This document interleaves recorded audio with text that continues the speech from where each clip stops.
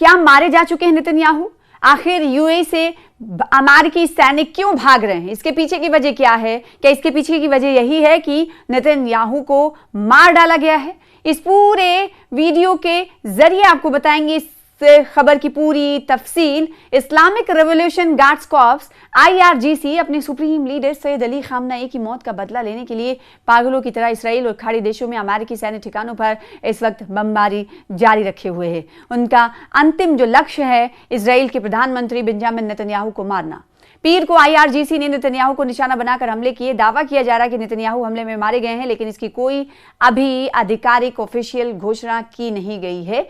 America और Israel द्वारा Iran पर शुरू किया गया है हमला अब तीसरे विश्व युद्ध में तब्दील होता हुआ दिखाई दे रहा है।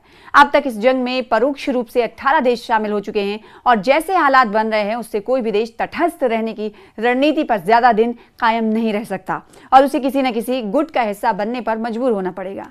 ईरान के सुरक्षा गार्ड ने दावा किया है कि उसने इसराइल के प्रधानमंत्री बेंजामिन नेतन्याहू के दफ्तर को टारगेट कर मिसाइल दागा है। इससे उनका पूरा दफ्तर तबाह हो गया है। ईरानी रेवोल्यूशनरी गार्ड्स कॉर्प्स के दावे की माने तो उनके मिसाइल हमले बेंजामिन नेतन्याहू के ऑफिस और इजरायली एयर फोर्स कमांडर के हेडक्वार्टर को टारगेट करके किए गए थे। यह हमला खैबर बैलिस्टिक मिसाइलों से किया गया था। IRGC ने इस हमले को एक सरप्राइज अटैक बताया है। गार्ड कॉर्प्स ने कहा है कि टारगेट में वो जगह शामिल थी जिसे उन्होंने इजराइल का प्रधानमंत्री का ऑफिस और एयर फोर्स कमांड सेंटर बताया था। ऐसा अनुमान लगाया जा रहा है कि इस हमले में नेतन्याहू की मौत हो सकती है। हमले में आर्मी चीफ ताची ब्रेवरमैन की मौत का भी दावा किया गया है। हालांकि नेतन्याहू की मौत पर ना तो ईरान और ना इसराइल की सेना ने अभी तक कोई दावा और या पुष्टि की है। किसी बड़े अंतर्राष्ट्रीय मीडिया ने भी इसकी पुष्टि अभी तक नहीं की है। दूसरी जानिब यह भी दावा किया जा रहा है कि नेतन्याहू इसराइल छोड़कर किसी मित्र देश में शरण ले सकते हैं, यानी पनाह ले सकते हैं, लेकिन इस वक्त वो युद्धग्रस्त इसराइल में रहने का संकट मोल नहीं ले सकते। जो गलती आयतुल्लाह अली खामनेई ने की है, जानबूझकर नेतन्याहू उस गलती को दोहराएंगे नहीं। नेतन्याहू इस फिल्म के विलन हैं और विलन किसी कहानी में जल्दी मरता नहीं।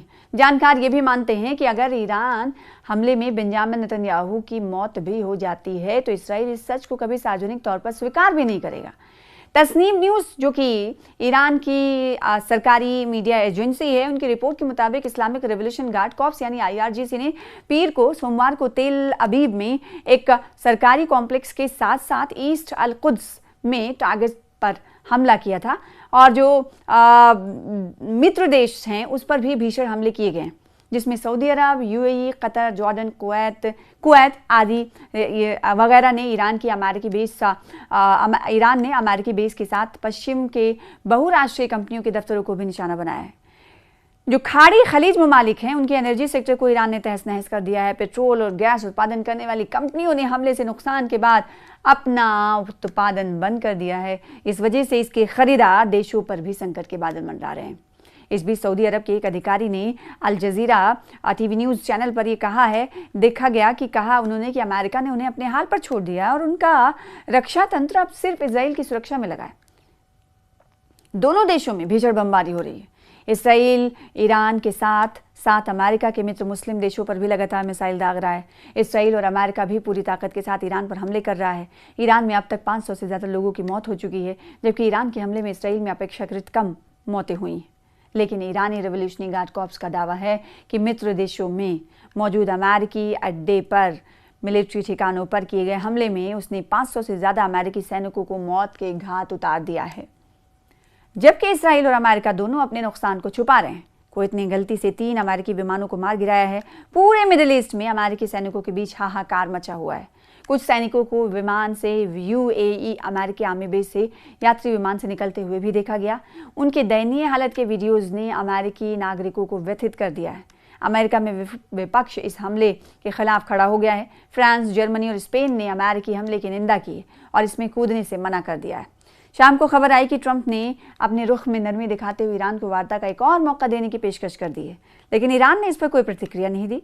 अमेरिका अगर इस जंग में अकेला पड़ता हुआ देखकर इसे रोक देता है तो जंग खत्म हो सकती है, वरना इसके लंबा खिंचने और विश्व युद्ध में तब्दील होने की संभावना कम नहीं हुई है।